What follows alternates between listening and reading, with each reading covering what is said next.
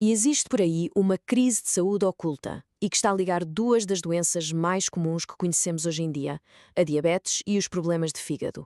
É uma ligação que afeta milhões de pessoas e o mais assustador é que a maioria nem faz a mínima ideia.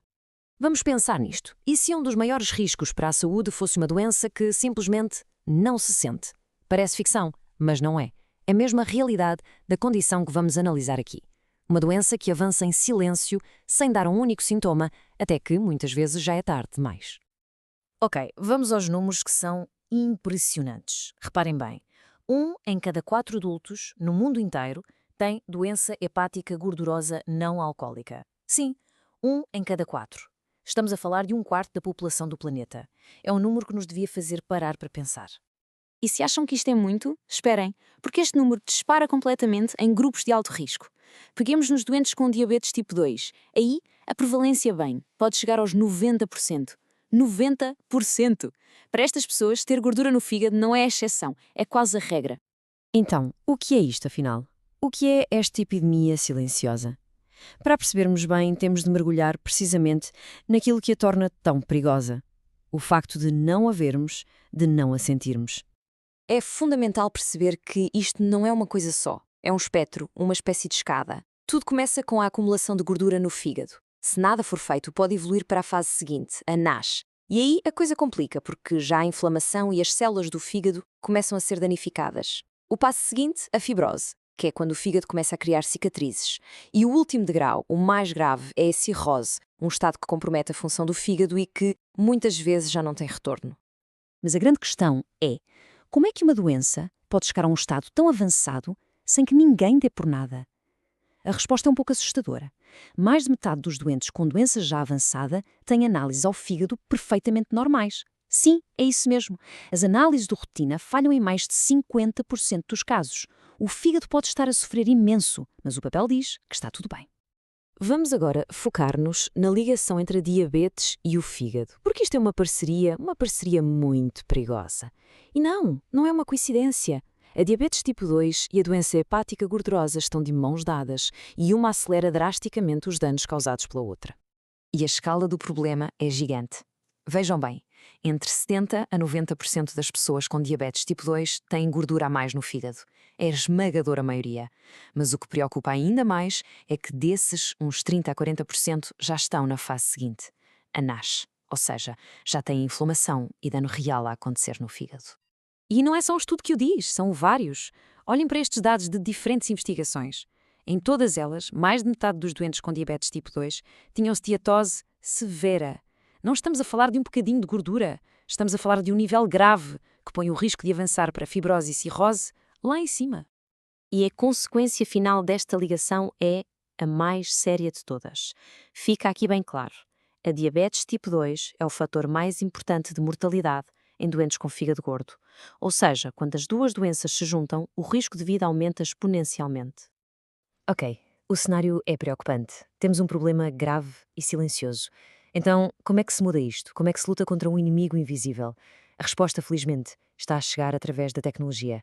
Uma ferramenta que nos deixa ver o que se passa dentro do fígado sem precisar de um único corte. E a diferença para o que existia antes é da noite para o dia.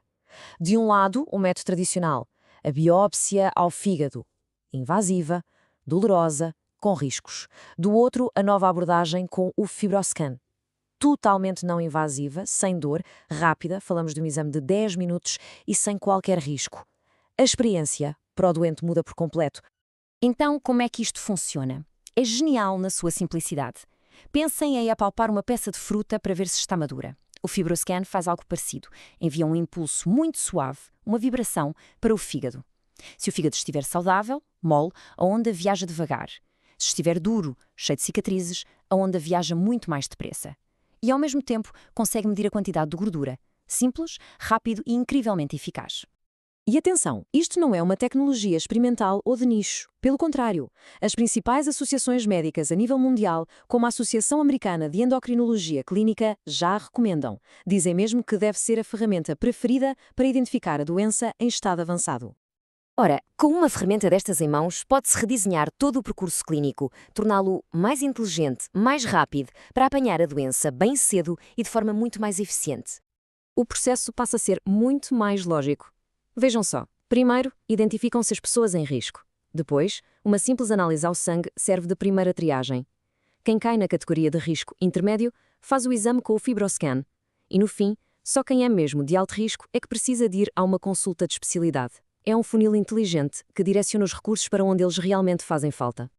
E os resultados? São espetaculares. Um estudo que aplicou este novo percurso viu um aumento de 7 vezes na detecção de doença hepática avançada. 7 vezes! Isto quer dizer que se estão a encontrar pessoas que no sistema antigo provavelmente só seriam diagnosticadas muito mais tarde, quando a doença já estivesse numa fase bem mais perigosa. Mas o impacto disto vai muito para além da clínica ou do consultório. Tem o potencial para ser uma autêntica revolução na saúde pública. E temos em Portugal uma proposta muito concreta que serve de exemplo perfeito do que se pode fazer. E por que é que o FibroScan seria a escolha para um projeto nacional? Bem, os argumentos são muito fortes. É o padrão ouro não invasivo, é portátil, ou seja, pode ir para os centros de saúde, perto das pessoas, e um ponto crucial, é a ferramenta recomendada para acompanhar o efeito dos novos medicamentos que estão a aparecer. O plano proposto é muito estratégico, dividido em fases. A primeira seria toda sobre formação e educação. A segunda, focar o rastreio nos grupos de maior risco. E, por fim, a terceira fase, alargar o rastreio à população geral para apanhar os casos que poderiam ter escapado. Um plano lógico e faseado. E claro, há a questão económica, e aqui o argumento é fortíssimo. Estudos internacionais mostram que por cada dólar ou euro investido na prevenção da obesidade, um fator de risco gigante para esta doença do fígado, o retorno pode ser de 6 de volta, porque se poupa imenso em tratamentos caros de doença já em fase avançada. Porque no final do dia é disto que se trata. Detectar cedo não é só ter um nome para uma doença. É abrir uma janela de oportunidade. É dar a possibilidade de se agir, com mudanças no estilo de vida, com medicação, numa fase em que o dano no fígado ainda pode ser parado ou, quem sabe, até revertido. E isto deixa-nos com uma reflexão final, não é? A tecnologia para lutar contra esta epidemia silenciosa já existe, está aqui. É rápida, não dói, é eficaz. A grande questão que fica no ar é: será que vamos conseguir implementá-la em larga escala? Será que estamos perante algo que pode mesmo redefinir a medicina preventiva para milhões de pessoas?